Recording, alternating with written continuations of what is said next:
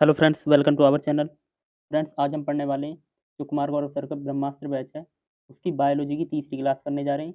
इससे पहले जो 2 क्लास कराई थी, उसमें हमने पढ़ा था, पहली वाली क्लास में पढ़ा था टर्मिनोलॉजी के बारे में, सेकंड क्लास में पढ़ा था हमने कोशिका और उसके अंगों के बारे में पढ़ा था कि कोशिका के कौन से अंग होते हैं। तो आज हम पढ़ने वाले हैं लवक, प्लास्टिड के बारे में।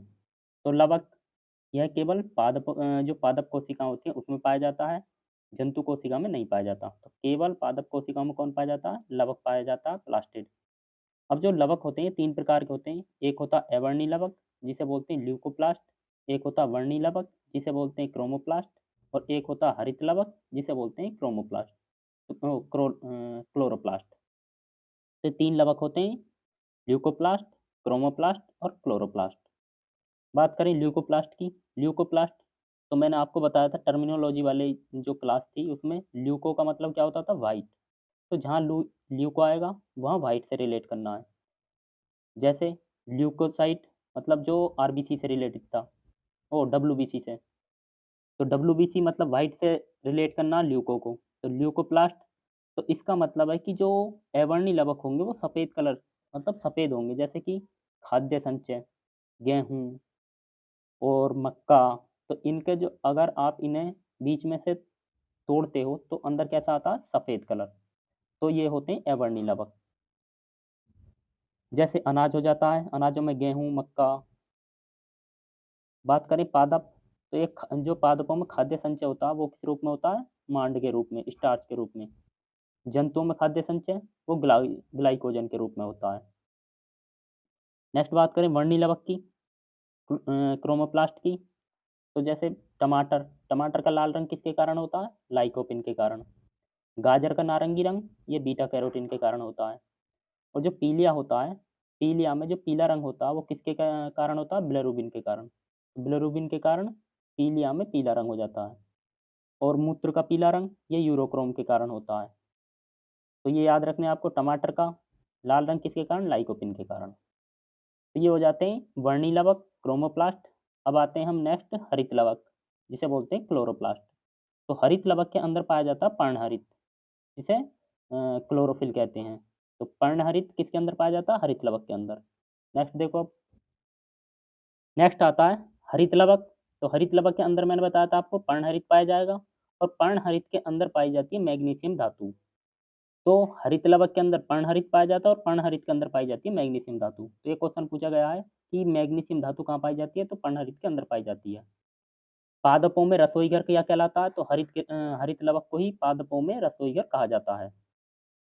नोट दिया है एक देखो कि पौधों में भोजन निर्माण की क्रिया प्रकाश संश्लेषण द्वारा हरित लवक में संपन्न होती है। तो जो भोजन निर्माण होता है वो कहाँ पर होता है? हरित लवक के अंदर होता है। तो इसलिए इसे पादपों में रसोई घर कहा जाता है। अब बात करें हम, ये मैंने एक पौधा बना दिया, पेड़ बना दिया, और ये सूर्य के प्रकाश की उपस्थिति में भोजन बनाता है। जो वायु है उससे कार्बन डाइऑक्साइड लेता है और जड़ों के द्वारा ये जल लेता है। और जल और कार्बन डाइऑक्साइड मिलकर क्या बनाते हैं? ये भोजन बनाते हैं, C6H12O6। और ऑक्सीजन जो गैस होती है वो निकलती है। तो ये क्रिया किस रूप में होती है? सूर्य के प्रकाश की उपस्थिति में होती है। और कहाँ पर होती है? तो ये हरित लवक के अंदर होती है। तो हरित लवक के अंदर होती है ये क्रिया सूर्य के प्रकाश की उपस्थिति में। तो ये क्रिया दिखाई दे देखो कि 6CO2 plus 6H2O equal to C6H12O6, ये बन जाता भोजन और ऑक्सीजन गैस निकल जाती है। तो ये क्रिया होती है सूर्य के प्रकाश की उपस्थिति में और कहाँ पर होती है? तो क्लोरोफिल के अंदर होती है। अब इसमें जो होता है सरल अणु, तो सरल अणु किसमें टूट जाते हैं? मतलब एक जटिल अणु बना देते हैं। सरल अणु मिलकर जटिल अणु बना देते हैं। और सरल जब जटिल में कन्वर्ट होता है तो उसे बोलते हैं एनाबॉलिक रिएक्शन। तो इसे बोलते हैं एनाबॉलिक रिएक्शन। जबकि जटिल से सरल बनना वो कहलाती है कैटाबॉलिक रिएक्शन। तो ये हो जाती है एनाबॉलिक रिएक्शन। अब एक नोट दिया देखो क्वेश्चन में कि पौधे श्वसन में कौन सी गैस ग्रहण करते हैं। तो ये अक्सर जो छात्र होते हैं गलती कर जाते हैं कि पौधे श्वसन में कौन सी ग्रहण करते हैं गैस। तो वो ज़्यादातर लगाते हैं कार्बन डाइऑक्साइड, क्योंकि हर किसी को पता रहता है कि जब भोजन बनाते हैं तो कार्बन डाइऑक्साइड लेते हैं पौधे। तो वो इस श्वसन में भी इसे ही समझ लेते हैं, जबकि आंसर होता है ऑक्सीजन। तो कोई भी हो, चाहे सजीव हो, चाहे मतलब सजीव कोई भी हो, चाहे पौधे हों, चाहे जंतु हों, तो श्वसन में कौन सी गैस ग्रहण करते हैं? ऑक्सीजन। तो ऑक्सीजन गैस ग्रहण करते हैं और जबकि कार्बन डाइऑक्साइड गैस निकालते हैं। तो सजीवों में जो ग्रहण होती है वो ऑक्सीजन गैस और कार्बन डाइऑक्साइड उत्सर्जन होती है।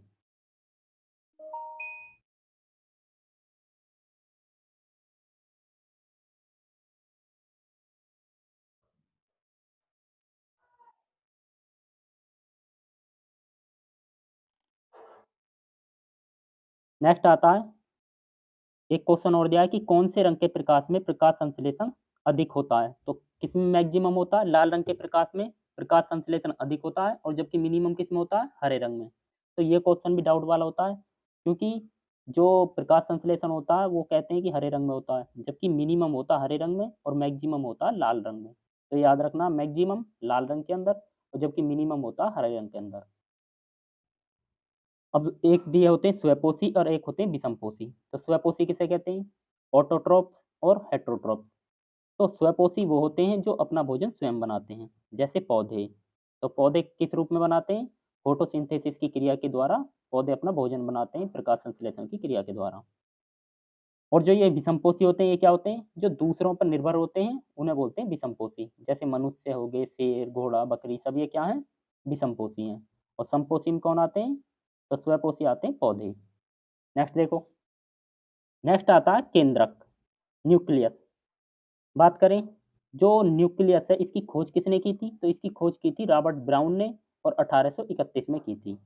तो इसकी खोज याद रखनी है, खोज कब हुई थी? 1831 में रॉबर्ट ब्राउन ने की थी। और जो स्टडी ऑफ न्यूक्लियस होता है उसे क्या बोलते हैं? कैरियोलॉजी। तो कैरियोलॉजी स्टडी ऑफ न्यूक्लियस मतलब केंद्र का अध्ययन। तो केंद्रक का अध्ययन क्या कहलाता है? कैरियोलॉजी कहलाता है। अब ये देखो, कोशिका हो जाती है और कोशिका के अंदर ये हो जाता है केंद्रक। और केंद्रक में ये हैं, ये वाले जो हो जाते हैं, ये धागे नुमा संरचना, इन इसे बोलते हैं गुणसूत्र। तो मैंने ये केंद्रक का यहाँ पर चित्र बनाया है। केंद्रक हो जाता है, केंद्रक के अंदर ये धागे नुमा संरचना होती है जिसे बोलते हैं क्रोमेटिन जाल। क्रोमेटिन जाल बोलते हैं इस धागे नुमा संरचना को, और क्रोमेटिन जाल को ही गुणसूत्र कहा जाता है। तो गुणसूत्र, जो धागे नुमा संरचना होती है उसे बोलते हैं गुणसूत्र। और गुणसूत्र के अंदर दो चीज पाई जाती है, एक तो डीएनए और एक होता है हिस्टोन प्रोटीन। तो डीएनए जो होता है ये अनुवांशिक पदार्थ होता है, अर्थात जो हमारे अनुवांशिक गुण पाए जाते हैं वो किसके कारण पाए जाते हैं? डीएनए के द्वारा। तो गुणसूत्र में दो चीज पाई जाती है, डीएनए और हिस्टोन प्रोटीन। नेक्स्ट आता है, देखो, ये ये हो जाता है आपकी धागे नुमा जो संरचना थी। तो इसमें क्या क्या पाए जाते थे गुणसूत्र में? एक तो पाए जाते थे हिस्टोन प्रोटीन और एक पाए जाते थे डीएनए। तो हिस्टोन प्रोटीन के ऊपर क्या है? ये गुणसूत्र हैं। तो हिस्टोन प्रोटीन के ऊपर क्या है? ये गुणसूत्र। मनुष्य के अंदर 23 जोड़ी गुणसूत्र पाए जाते हैं, जिसमें से 23, जो 23 जोड़ी गुणसूत्र होते हैं, मतलब 46, जिसमें से 22 जोड़ी जो गुणसूत्र होते हैं वो होते हैं कायिक गुणसूत्र, और जबकि एक जोड़ी गुणसूत्र होते हैं एलोसोम मतलब सेक्स क्रोमोसोम, जिससे लिंग निर्धारण होता है।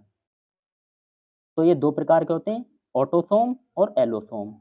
ऑटोसोम मतलब कायिक गुणसूत्र, ये प्रत्येक व्यक्ति में पाए जाते हैं, और जबकि ये जो एलोसोम होते हैं ये लिंग निर्धारण करते हैं कि ये जेंट्स होगा या लेडीज। तो ये आपको याद रखना है कि इसमें दो पाए जाते हैं, जिसमें से नर में, अगर नर है तो वो एक्स वाई गुणसूत्र पाए जाते हैं, और जबकि मादा है तो एक्स एक्स गुणसूत्र पाए जाते हैं। तो नर के लिए एक्स वाई और मादा के लिए एक्स एक्स गुणसूत्र। नेक्स्ट आता है, नोट दिया है कि वाई गुणसूत्र जो होता है ये नर या मादा का निर्धारण करता है। तो नर है बच्चा या मादा है, इसका निर्धारण कौन करता है? वाई गुणसूत्र। अब देखो, मनुष्य में कितनी जोड़ी पाए जाते हैं गुणसूत्र? मतलब 23 जोड़ी गुणसूत्र पाए जाते हैं, लेकिन इसका अपवाद हो जाता है अंडाणु मतलब ओव्यूम और शुक्राणु मतलब स्पर्म। इसमें जो होते हैं वो 46 ना होकर 23 गुणसूत्र होते हैं। 23 गुणसूत्र अंडाणु में और 23 गुणसूत्र शुक्राणु में होते हैं। तो दोनों में 23-23 गुणसूत्र होते हैं, तो ये इसका अपवाद हो जाते हैं। क्यों होते हैं? क्योंकि 23 इसके अंडाणु के और 23 इसके दोनों मिलाकर तब कितने बनते हैं? 46 गुणसूत्र बनते हैं। नेक्स्ट आता है न्यूक्लिक अम्ल। तो न्यूक्लिक अम्ल दो प्रकार के होते हैं, डीएनए और आरएनए। जो डीएनए होता है वो अधिकांश जीवों में आनुवांशिक पदार्थ होता है, और जबकि आरएनए, तो आरएनए कहाँ पाया जाता है, रेट्रोवायरस और एड्स का जो वायरस होता है, एचआईवी वायरस बोलते हैं जिसे, उसमें जो गुणसूत्र पाया जाता है, मतलब आरएनए, वो आनुवांशिक पदार्थ के रूप में पाया जाता है। तो अधिकांश जीवों में आनुवांशिक पदार्थ किस रूप में पाया जाता है, डीएनए के रूप में। जबकि रेट्रोवायरस और एड्स का वायरस हो जाता है एचआईवी, इसमें आनुवांशिक पदार्थ किस रूप में पाया जाता है, आरएनए में। नेक्स्ट देखो अब, नेक्स्ट होता है डीएनए। तो ये किसका बहुलक है, ये न्यूक्लियोटाइड का बहुलक होता है डीएनए। जबकि जो प्रोटीन होती है वो किसका बहुलक होती है, तो ये अमीनो अम्लों की होती है। तो प्रोटीन अमीनो अम्लों का बहुलक होती है, और जो डीएनए होता है वो न्यूक्लियोटाइड को बहुलक होता है। अब जो न्यूक्लियोटाइड है इसमें तीन चीज पाई जाती हैं, शर्करा, नाइट्रोजन क्षारक और फास्फेट। तो इसे मैंने शॉर्ट फॉर्म में लिखा है, शर्करा मतलब एस, नाइट्रोजन क्षारक मतलब एन, और फास्फेट मतलब टी। तो न्यूक्लियोटाइडों में कौन कौन पाए जाते हैं, टी एस एन, फास्फोरस और सल्फेट और नाइट्रोजन, तो ये तीन पाए जाते हैं। बात करें शर्करा की, शर्करा क्या होती है, तो शर्करा कार्बोहाइड्रेट को ही कहते हैं। तो कार्बोहाइड्रेट को ही क्या कहते हैं, शर्करा कहते हैं।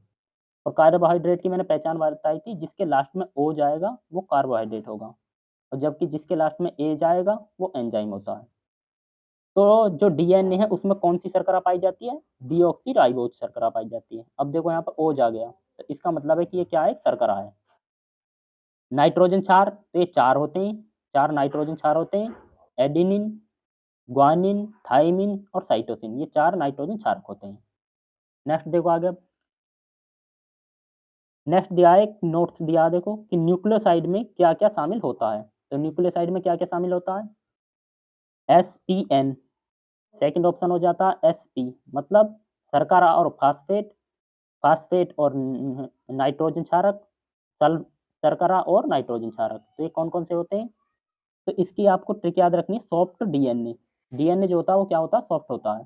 तो सॉफ्ट से हो जाता है न्यूक्लियोसाइड, और फैस है फास्फेट। तो न्यूक्लियोसाइड में अगर फॉस्फेट मिलाएंगे तब जाके क्या मिलता है हमें, न्यूक्लियोटाइड। तो इसका मतलब हो जाता है कि न्यूक्लियोसाइड में फास्फेट नहीं होता। तो जहाँ भी फास्फेट आपको दिख रहा है वो तो आंसर हो जाएगा गलत। यहाँ पर फास्फेट है ये गलत, यहाँ पर फास्फेट है ये गलत हो जाता है, यहाँ पर फास्फेट है ये भी गलत। तो क्या बचता है, ये बच जाता है शर्करा और नाइट्रोजन क्षारक। तो न्यूक्लियोसाइड में क्या क्या होते हैं, शर्करा और नाइट्रोजन क्षारक। जबकि न्यूक्लियोटाइड में, ये देखो साइड है यहाँ पर, न्यूक्लियोटाइड में तीनों होते थे, एस टी एन तीनों। नेक्स्ट देखो अब, नेक्स्ट है कि नाइट्रोजन क्षारक। तो नाइट्रोजन क्षारक एन टू बेस कितने होते हैं, चार होते हैं, जिसे हमने दो भागों में तोड़ लिया, प्यूरिन और प्रीमिडीन, प्यूरिन और प्रीमिडीन। तो ये जो प्यूरिन होता है इसमें कौन कौन से होते हैं, एडिनिन, ग्वानिन, और जबकि प्रीमिडीन में कौन कौन होते हैं, थाइमिन और साइटोसिन। और जो एडिनिन होता है ये थाइमिन के द्वारा डबल बॉन्ड से जुड़ा होता है, और जो ग्वानिन होता है ट्रिपल बॉन्ड के द्वारा साइटोसिन से जुड़ा होता है। तो आपको याद रखने हैं। और इसकी एक ये ट्रिक है देखो, ट्रिक दी है कि जो प्यारी है वो कहती है कि ए जी सुनते हो परी की टीसी ले आना। तो ए जी परी की टीसी ले आना, तो ए जी प्यारी, तो प्यूरिन वाले में कौन आएंगे, ए और जी आएंगे। और जबकि परी की टीसी ले आना तो प्रीमिडीन हो जाता परी से, और टीसी टी और सी आ जाते हैं। तो प्रीमिडीन में टीसी आएंगे, और प्यूरिन में कौन आएंगे, ए और जी आएंगे। नेक्स्ट, नेक्स्ट आती है डीएनए की द्विकुंडलित मॉडल, मतलब हेलिक्स मॉडल बोलते हैं जिसे। तो हेलिक्स मॉडल देने वाले कौन थे, वॉटसन, क्रिक और विलिकिंस।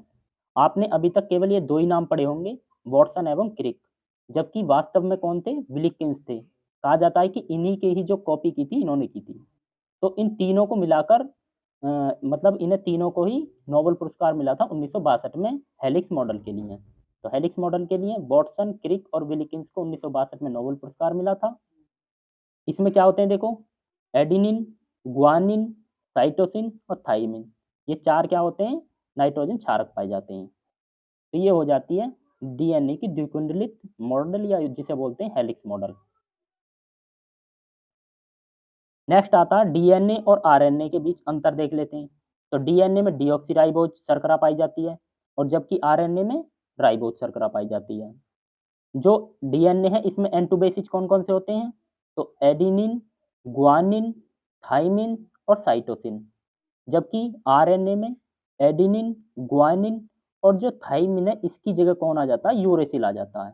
तो आपको याद रखना है कि डीएनए में थाइमिन होता है जबकि आरएनए में थाइमिन की जगह यूरेसिल पाया जाता है। तो थाइमिन की जगह यूरेसिल किसमें पाया जाता है? आरएनए में। ये व्यक्ति हो जाता है, ये इसकी कोशिका हो जाती है और कोशिका के अंदर क्या हो जाता है? केंद्रक। तो कोशिका का ये केंद्रक हो जाता है और केंद्रक में कौन होता है? गुणसूत्र। और गुणसूत्र के अंदर 2 चीज़ पाई जाती थी, एक तो थी जो हिस्टोन प्रोटीन थी और एक था डीएनए। तो डीएनए का पार्ट होता है, जो खंड होता है वो होता है जीन। तो सबसे पहले कोशिका, उसके बाद केंद्रक, उसके बाद गुणसूत्र, उसके बाद डीएनए और उसके बाद आता है इसका पार्ट जीन। तो जीन किसका पार्ट है? डीएनए का पार्ट है। नेक्स्ट आता है जीन के द्वारा ही किन्हीं भी 2 बच्चों में अंतर पाया जाता है। तो जो अंतर पाया जाता है क्योंकि एक ही पेरेंट्स के 2 बच्चों में कब अंतर पाया जाएगा? उनके जीन के द्वारा जो विशेष प्रकार की प्रोटीन बनती है उसके कारण 2 बच्चों में अंतर पाया जाता है। नेक्स्ट आता है कि डीएनए जो है ये किसका खंड है? वो जो जीन है ये किसका खंड है? डीएनए का खंड है। और जो विशेष लक्षण निर्धारित करने की क्षमता होती है किसमें होती है? जीन में। तो जीन एक विशेष प्रकार की प्रोटीन बनाते हैं जिसके द्वारा अंतर पाया जाता है। वंशागति का वाहक कौन होता है? तो गुणसूत्र होता है और जबकि वंशागति का निर्धारक कौन होता है? तो जीन होता है क्योंकि जीन एक विशेष प्रकार की प्रोटीन बनाता है। नेक्स्ट देखो, नेक्स्ट आता है ये डीएनए हो जाता है और उसके बाद एमआरएनए और उसके बाद बनती है प्रोटीन। तो ये क्या है देखो, जो डीएनए से और एमआरएनए तक जाना तो इसे बोलते हैं ट्रांसक्रिप्शन और एमआरएनए से प्रोटीन बनना ये कहलाता है ट्रांसलेशन। तो ये क्वेश्चन यूपीएससी में पूछा गया क्वेश्चन है कि जो डीएनए होता उससे एमआरएनए तक जाना क्या कहलाता है? ट्रांसक्रिप्शन। अर्थात ये समझो कि ये कोई स्क्रिप्ट लिखी हुई है, अर्थात 3 मैंने N2 बेसिस लिए ये और इन्हें पढ़कर जो एमआरएनए है वो क्या बनाएगा? प्रोटीन बनाएगा एक विशेष प्रकार की। तो इसके बारे में देखो कि ये किससे जुड़ा है? यूरेसिल से, क्योंकि आरएनए है तो इसलिए यहाँ पे क्या आएगा? थाइमिन की जगह यूरेसिल आएगा। तो एडेनिन यूरेसिल के द्वारा, ग्वानिन साइटोसिन से और यहाँ पे ये साइटोसिन ग्वानिन से जुड़ता है। डीएनए से आनुवंशिक सूचना एमआरएनए द्वारा प्राप्त करना ट्रांसक्रिप्शन कहलाता है। ये मैंने अभी बताया आपको। तो ट्रांसक्रिप्शन क्या कहलाता है? डीएनए से आनुवंशिक सूचना एमआरएनए द्वारा प्राप्त करना ट्रांसक्रिप्शन कहलाता है। जबकि एमआरएनए को प्राप्त सूचना के आधार पर प्रोटीन का निर्माण करना ट्रांसलेशन कहलाता है। तो आपको याद रखना है ट्रांसलेशन क्या होता है, ट्रांसक्रिप्शन क्या होता है। कृत्रिम जीन, जो कृत्रिम जीन है कृत्रिम जीन के संश्लेषण के लिए 1968 में हरगोविंद खुराना को नोबेल पुरस्कार मिला था। तो ये याद रखना है, इन्होंने जो कृत्रिम जीन था वो लैब में बनाया था। तो कृत्रिम जीन के लिए 1968 में हरगोविंद खुराना को नोबेल पुरस्कार मिला था। तो अब जो नेक्स्ट है वो हम नेक्स्ट क्लास में पढ़ेंगे। आज के लिए इतना ही। जो पीडीएफ नोट्स हैं वो हमारे टेलीग्राम चैनल पर मिल जाएंगे।